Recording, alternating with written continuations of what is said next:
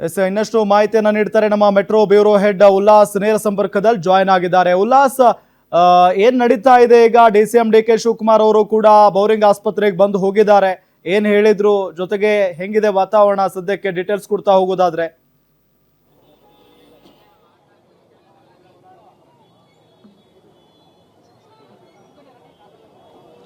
ರಾಮ್, ಇವತ್ತು ಸಂಜೆ ಸುರಿದಂತಹ ಬೆಂಗಳೂರಿನಲ್ಲಿ ಮಳೆ ಏನು ಬಂತು, ಅದು 7 ಜನರ ಅಂದ್ರೆ ಒಂದು ಕಡೆ 2 ಇನ್ಸಿಡೆಂಟ್ ಅಲ್ಲಿ 8 ಜನರ ಜೀವವನ್ನ ಬಲಿ ಪಡ್ಕೊಂಡಿರುವಂಥದ್ದು. ಅದರಲ್ಲೂ ಬಹುಮುಖ್ಯವಾಗಿ ಬೌರಿಂಗ್ ಆಸ್ಪತ್ರೆಯ ಮುಂಭಾಗ ಫುಟ್ಪಾತ್ ಮೇಲೆ ವ್ಯಾಪಾರವನ್ನ ಮಾಡ್ತಾ ಇದ್ದಂತಹ 7 ಜನರು ಈಗ ಅಸುನೀಗಿರುವಂಥದ್ದು. ಸದ್ಯ ಅವರನ್ನ ಈಗ ಬೌರಿಂಗ್ ಆಸ್ಪತ್ರೆಯ ಶವಾಗಾರದಲ್ಲಿ ಅವರ ಮೃತದೇಹಗಳನ್ನು ಇಡಲಾಗಿದೆ. ಜೊತೆಗೆ ಈ ಒಂದು ಘಟನೆಯಲ್ಲಿ ಇನ್ನೊಂದು 4-5 ಜನ ಬೀದಿ ಬದಿ ವ್ಯಾಪಾರಿಗಳು ಗಾಯಗೊಂಡಿದ್ದಾರೆ. ಸೊ ಅವರಿಗೆ ಚಿಕಿತ್ಸೆ ನಡೆಸುವಂತಹ ಕೆಲಸ ಆಗ್ತಾ ಇದೆ.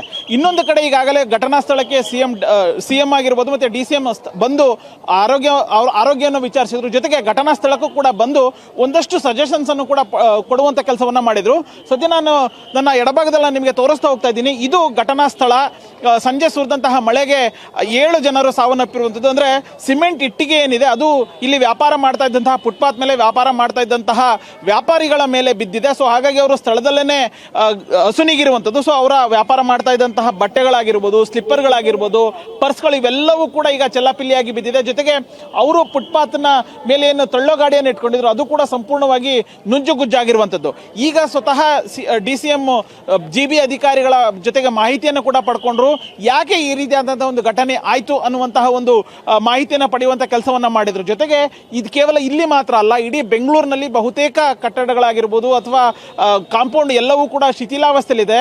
ಅದನ್ನ ಕೂಡಲೇ ಪರಿಶೀಲನೆ ನಡೆಸಿ ಶಿಥಿಲಾವಸ್ಥೆಯಲ್ಲಿ ಇರುವಂತಹ ಕಟ್ಟಡಗಳಾಗಿರ್ಬೋದು ಅಥವಾ ಕಾಂಪೌಂಡ್ ಅನ್ನ ತೆರವು ಮಾಡಿ ಅದನ್ನ ಹೊಸದಾಗಿ ನಿರ್ಮಾಣ ಮಾಡಬೇಕು ಅನ್ನುವಂತ ಒಂದು ಸೂಚನೆಯನ್ನ DCM DK ಶಿವಕುಮಾರ್ ಕೊಟ್ಟರು. ಜೊತೆಗೆ ಬೆಂಗಳೂರಿನಲ್ಲಿ 5 ನಗರ ಪಾಲಿಕೆ ವ್ಯಾಪ್ತಿಯಲ್ಲಿ ಅಂದ್ರೆ GBA ವ್ಯಾಪ್ತಿಯಲ್ಲಿ 5 ನಗರ ಪಾಲಿಕೆಗಳೇನಿದ್ದಾವೆ, ಆ 5 ನಗರ ಪಾಲಿಕೆಗಳಲ್ಲೂ ಕೂಡ ಶಿಥಿಲಾವಸ್ಥೆಯಲ್ಲಿ ಇರುವಂತಹ ಮರಗಳಾಗಿರ್ಬೋದು, ಮರದ ಕೊಂಬೆಗಳೇನಿದ್ದಾವೆ ಅದನ್ನ ತೆರವು ಮಾಡುವಂತಹ ಕೆಲಸ ಆಗಬೇಕು. ಜೊತೆಗೆ ಎಲ್ಲೆಲ್ಲಿ ಮಳೆ ನೀರು ನಿಲ್ತಾ ಇದೆ ಅದನ್ನ ರಿಮೂವ್ ಮಾಡಬೇಕು. ಅದಕ್ಕೆ ಪರಿಹಾರ, ಶಾಶ್ವತವಾದಂತಹ ಒಂದು ಪರಿಹಾರವನ್ನ ಕಂಡುಕೊಳ್ಬೇಕು ಅನ್ನುವಂಥ ಸೂಚನೆಯನ್ನು ಅಧಿಕಾರಿಗಳಿಗೆ ಕೊಟ್ಟರು. ಸೊ ಇನ್ನೊಂದು ವಿಚಾರ ಏನು ಅಂತಂದ್ರೆ, ಬೆಂಗಳೂರಿನಲ್ಲಿ ಸುಮಾರು ಲಕ್ಷಾಂತರ ಸಂಖ್ಯೆಯಲ್ಲಿ ಬೀದಿ ಬದಿ ವ್ಯಾಪಾರಿಗಳಿದ್ದಾರೆ. ಅವರ ಡಿಮ್ಯಾಂಡು ಅಥವಾ ಅವರ ಒತ್ತಾಯ, ಅವರ ಮನವಿ ಏನು ಅಂತಂದ್ರೆ GBAಗೆ ನಮಗೆ ಶಾಶ್ವತವಾದಂತಹ ಒಂದು ಗುರುತಿನ ಚೀಟಿಯನ್ನು ಕೊಡಿ, ಮತ್ತೆ ಒಂದು ನಿರ್ದಿಷ್ಟವಾದಂತಹ ಒಂದು ಜಾಗದಲ್ಲಿ ನಮಗೆ ವ್ಯಾಪಾರವನ್ನ ಮಾಡಲಿಕ್ಕೆ ಅವಕಾಶವನ್ನ ಕೊಡಿ ಅನ್ನುವಂತ ಒಂದು ಮನವಿಯನ್ನ ರಾಜ್ಯ ಸರ್ಕಾರಕ್ಕೆ ಮಾಡ್ತಾನೆ ಬರ್ತಿದ್ದಾರೆ. ಸೊ ನಮ್ಮ ಜೊತೆಗೆ ಬೀದಿ ಬದಿ ವ್ಯಾಪಾರಿಗಳ ಸಂಘದ ರಾಜ್ಯಾಧ್ಯಕ್ಷ ರಂಗಸ್ವಾಮಿ ಇದ್ದಾರೆ, ಅವ್ರನ್ನ ಮಾತಾಡ್ತೀನಿ. ಸರ್, ಈಗ ನಿಮ್ಮ ಸಹೋದ್ಯೋಗಿ ಅಂತ ಹೇಳ್ಬೋದು. ಸೊ ಈಗ 7 ಜನ ಡೆತ್ ಆಗಿದ್ದಾರೆ ಸರ್, ಏನ್ ಹೇಳ್ತೀರಿ? ಇವರು ಇಲ್ಲಿ ಈ ವ್ಯಾಪ್ತಿಯಲ್ಲಿ ನನಗೆ ತುಂಬಾ ಬಹಳ ನೋವಾಗ್ತದೆ. ಸುಮಾರು ವರ್ಷಗಳಿಂದ ವ್ಯಾಪಾರ ಮಾಡ್ಕೊಂಡ್ ಬರ್ತಾ ಇದ್ರು. ಈಗಾಗಲೇ ಅವರಿಗೆ ಲೈಸೆನ್ಸ್ ಸಹಿತ ನಾವು ಹಿಂದಿನ ಬೃಹತ್ ಬೆಂಗಳೂರು ಮಹಾನಗರ ಪಾಲಿಕೆ ಇದ್ದಾಗಲೂ ಲೈಸೆನ್ಸ್ ಕೊಟ್ಟಿದ್ದೀವಿ ಮತ್ತು GBA ವ್ಯಾಪ್ತಿಯಲ್ಲಿ ಸರ್ವೆ ಆಗಿ ಅವ್ರಿಗೆ ಸರ್ವೆ ಮುಖಾಂತರವಾಗಿ ID ಕಾರ್ಡ್ ಕೊಟ್ಟಿರ್ತಕ್ಕಂಥದ್ದು. ಇದು ಏನಪ್ಪಾ ಅಂದ್ರೆ, ಒಂದರ ಮಳೆಯಲ್ಲಿ ಬಂದು ಅವರು 7 ಜನಕ್ಕೆ ಮೃತಪಟ್ಟಿದ್ದಾರೆ. ಅವರು ಅವತ್ತವತ್ತು ಜೀವನ ಮಾಡುವಂಥ ಪ್ರತಿನಿಧಿಗಳು ಬೀದಿ ಬದಿ ವ್ಯಾಪಾರಿಗಳು.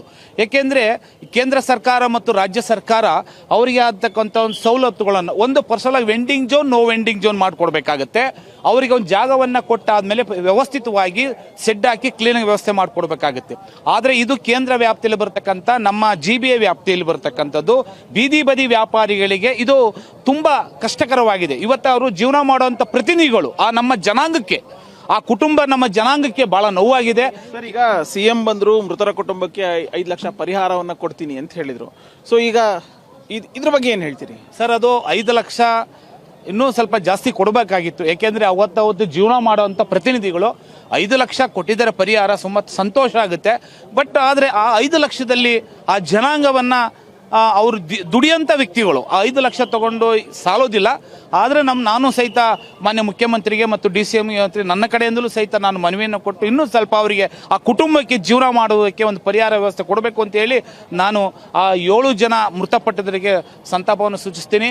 ಮತ್ತು ಅವ್ರಿಗೆ ಕುಟುಂಬಕ್ಕೆ ನಮ್ಮ ಕೈಲಾದಷ್ಟು ನಾವು ಜಿಲ್ಲಾಧ್ಯಕ್ಷರಾಗಲಿ, ನಮ್ಮ ರಾಜ್ಯ ಕಮಿಟಿಯವರಾಗಲಿ, ಮಹಿಳಾ ಅಧ್ಯಕ್ಷರಾಗಿರಲಿ, ನಾವು ಅವ್ರ ಕುಟುಂಬಕ್ಕೆ ಸಹಾಯವನ್ನು ನಾವು ಮಾಡುವಂಥ ಪ್ರಯತ್ನವನ್ನು ಮಾಡ್ತೀವಿ ಸರ್.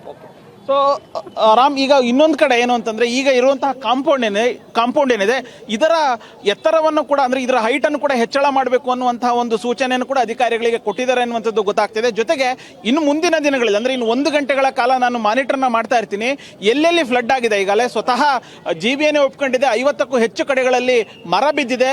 ಬಹುತೇಕ ಅಂದ್ರೆ ಒಂದು 10 ರಿಂದ 15 ಕಾರುಗಳ ಮೇಲೆ ಕೂಡ ಬೃಹದಾಕಾರದ ಮರಗಳು ಬಿದ್ದಿದೆ ಅಂತ ಹೇಳಿ. ಸೊ ಅದನ್ನ ತೆರವು ಮಾಡುವಂತ ಕೆಲಸ ಆಗಬೇಕು. ಜೊತೆಗೆ ಇನ್ನು 1 ಗಂಟೆಗಳಲ್ಲಿ ಬೆಂಗಳೂರಿನಲ್ಲಿ ಎಷ್ಟು ಸ್ಥಳಗಳಿಗೆ ಸಮಸ್ಯೆ ಆಗಿತ್ತು ಅವೆಲ್ಲವನ್ನು ಕೂಡ ನನ್ನ ಗಮನಕ್ಕೆ ತರಬೇಕು. ಜೊತೆಗೆ ಅಗತ್ಯ ಬಿದ್ದರೆ ನಾನು ಕೂಡ ಮತ್ತೆ ರಾತ್ರಿ ನೈಟ್ ರೌಂಡ್ಸ್ ಅನ್ನ ಮಾಡ್ತೀನಿ. ಸೊ ನಿಮ್ಮ ಫೋನ್ ಅನ್ನ ವೇಟ್ ಮಾಡ್ತೀನಿ ಅಂತ ಹೇಳ್ಬಿಟ್ಟು ಬೆಂಗಳೂರು ನಗರ ಪೊಲೀಸ್ ಆಯುಕ್ತರಿಗೆ ಮತ್ತೆ ಜಿಬಿಎ ಮುಖ್ಯ ಆಯುಕ್ತರಿಗೂ ಕೂಡ ಡಿಸಿಎಂ ಡಿ.ಕೆ. ಶಿವಕುಮಾರ್ ಸೂಚನೆಯನ್ನ ಕೊಟ್ಟಿದ್ದಾರೆ. ಸೊ ಡಿಸಿಎಂ ಬಳಿ ಇರುವಂತಹ ಇಬ್ಬರು ಅಧಿಕಾರಿಗಳು ಒಂದು ಮಾತನ್ನು ಹೇಳಿದ್ರು, ಸರ್ ಈಗ ಮಳೆ ಸಂಪೂರ್ಣವಾಗಿ ಕಡಿಮೆ ಆಗಿದೆ, ಆಗದಂತಹ ಅನಾಹುತ ಏನಿದೆ ಅಂದ್ರೆ ನೀರು ನುಗ್ಗಿರುವಂತದ್ದಾಗಿರ್ಬೋದು, ಬಿದ್ದಂತಹ ಮರಗಳನ್ನ ತೆರವು ಮಾಡುವಂತಹ ಕೆಲಸವನ್ನ ಅಧಿಕಾರಿಗಳು ಮತ್ತೆ ಸಿಬ್ಬಂದಿಗಳು ಮಾಡ್ತಿದ್ದಾರೆ. ಸೊ ಇನ್ನ ಮಳೆ ಬಂದ್ರೆ ಯಾವುದೇ ರೀತಿಯಾದಂತಹ ಸಮಸ್ಯೆ ಆಗೋದಿಲ್ಲ. ಸೊ ಮುಖ್ಯ ದೊಡ್ಡ ಸಮಸ್ಯೆ ಅಂತಂದ್ರೆ ಈಗ 7 ಜನ ಏನು ಕಾಂಪೌಂಡ್ ಬಿದ್ದು ಅಸುನೀಗಿದ್ದಾರೆ, ಅದೇ ದೊಡ್ಡ ಸಮಸ್ಯೆ. ಬಿಟ್ರೆ ಅದ ಉಳಿದಂತ ಯಾವುದೇ ರೀತಿಯಾದಂತಹ ಸಮಸ್ಯೆ ಆಗಿಲ್ಲ ಅನ್ನುವಂತಹ ಒಂದು ಭರವಸೆಯನ್ನು ಕೊಡುವಂತ ಕೆಲಸವನ್ನ ಡಿಸಿಎಂ ಡಿ.ಕೆ. ಶಿವಕುಮಾರ್ ಅವರಿಗೆ ಮಾಡಿದ್ದಾರೆ. ಸೊ ಸದ್ಯಕ್ಕೆ ಈಗ ಈ ಒಂದು ಬಿದ್ದಂತಹ ರಸ್ತೆಗೆ ಬಿದ್ದಂತಹ ಕಾಂಪೌಂಡ್ ನ ಸಿಮೆಂಟ್ ಇಟ್ಟಿಗೆ ಏನಿದೆ ಅದನ್ನ ತೆರವು ಮಾಡುವಂತ ಕೆಲಸ ಇನ್ನಷ್ಟೇ ಶುರು ಆಗ್ಬೇಕಿದೆ ರಾಮ್.